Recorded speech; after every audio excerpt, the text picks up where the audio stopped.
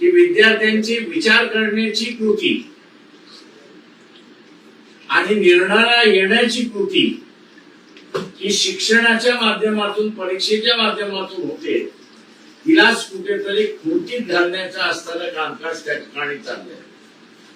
अशिक्षित ठेवणं हा जो एक भाग या सरकारचा राहिलेला आहे आणि लोक अशिक्षित राहिली तर आपली सत्ता कायम राहील असा जो एक आभास निर्माण केला जातोय, त्याच्या विरोधातला हा 23 जुलैचा बंद त्या ठिकाणी आम्ही जाहीर केलेला आहे.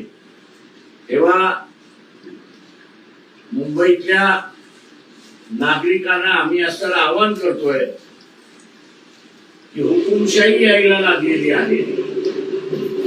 राजकीय पक्ष जे आहेत ते सगळे मोडकळीस काढायला निघालेले आहेत.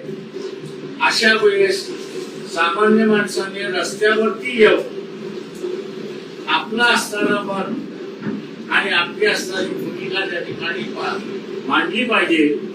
बंदच्या माध्यमातून ही आपला मेसेज त्या ठिकाणी जातो अशी मी अपेक्षा त्या ठिकाणी धरतो आणि सामान्य माणूस सुद्धा हा या आंदोलनामध्ये 23 तारखेच्या बंदामध्ये मोठ्या प्रमाणात सहभागी होईल असं मी त्या ठिकाणी मानतो.